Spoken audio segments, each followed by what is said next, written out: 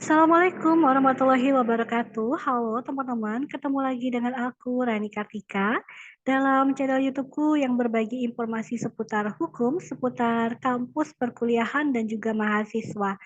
Rekan-rekan sekalian, pada video kali ini menyambung sebenarnya dari video yang beberapa hari lalu aku upload terkait dengan permukiman di atas air.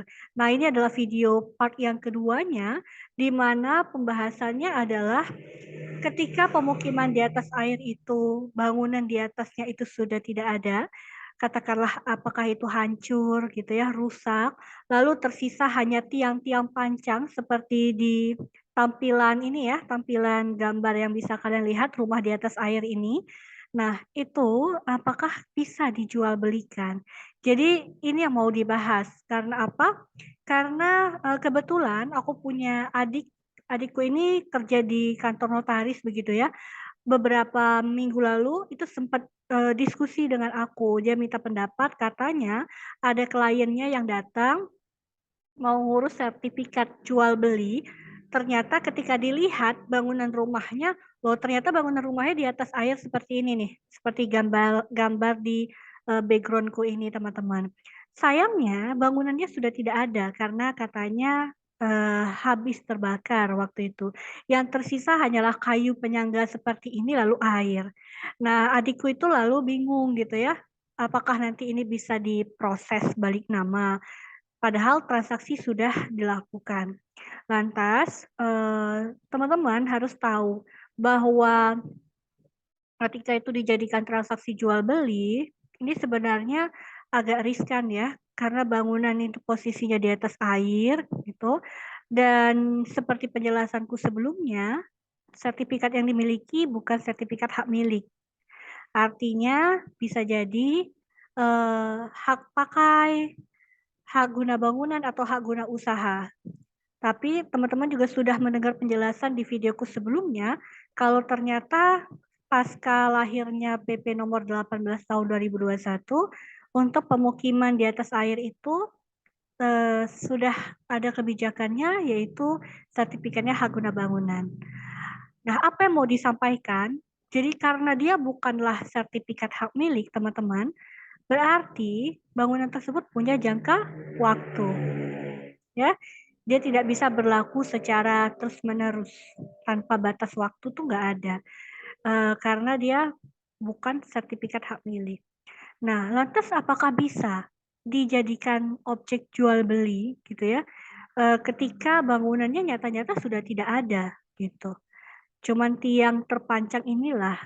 Nah, waktu itu aku memberikan saran kepada adikku, maka ini karena sudah tidak ada bangunannya, tidak akan bisa dibalik nama, diproses untuk balik nama sebagai objek jual beli gitu ya.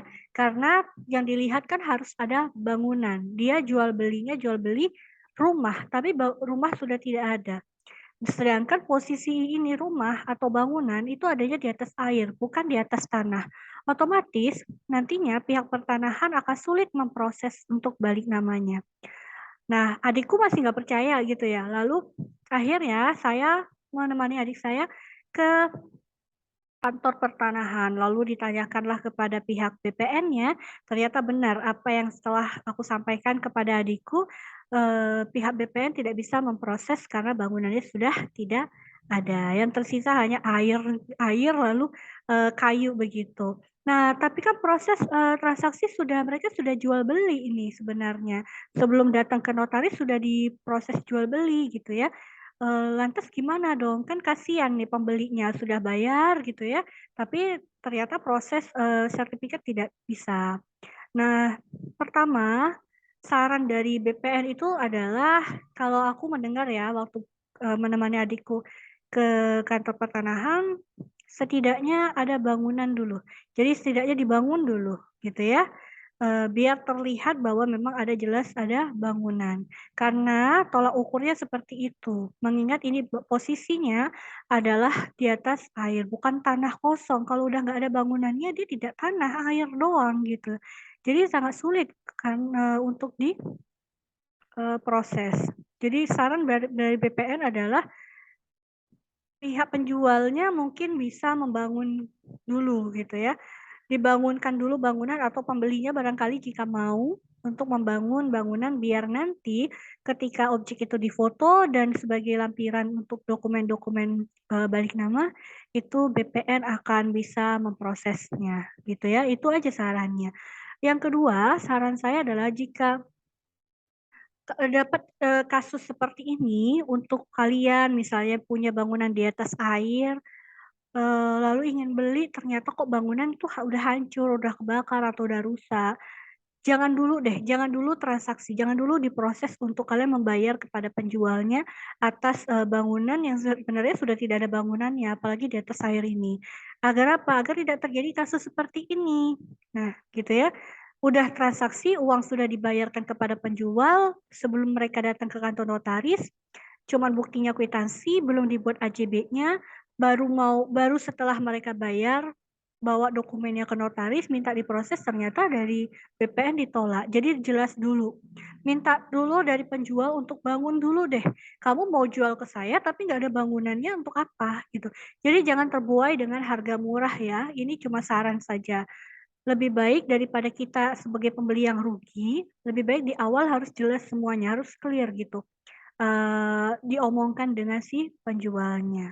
Mungkin itu aja untuk menjawab di part 2 ini bagaimana, ketika bangunan itu bangunan yang di atas air itu ternyata sudah tidak ada karena posisinya rusak atau terbakar atau sudah hancur begitu ya, tinggal tersisa adalah tiang pancang yang berdiri di atas bangunan tersebut yang menancap ke air begitu, apakah itu bisa jadi objek jual beli? Nah, jawabannya sudah jelas, itu, tidak bisa nantinya dijadikan sebagai objek gitu ya, apalagi sampai minta diproses balik nama sertifikat.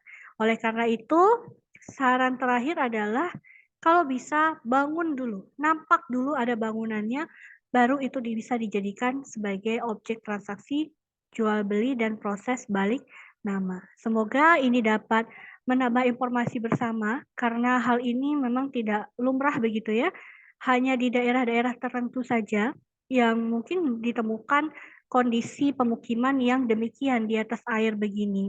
Rata-rata mungkin di daerah perkotaan besar di Jawa mungkin tidak banyak ditemukan seperti ini. Tapi untuk wilayah pesisir, wilayah yang, basisnya adalah kepulauan, itu masih sangat sering kita jumpai, masih banyak sekali pemukiman yang demikian ini.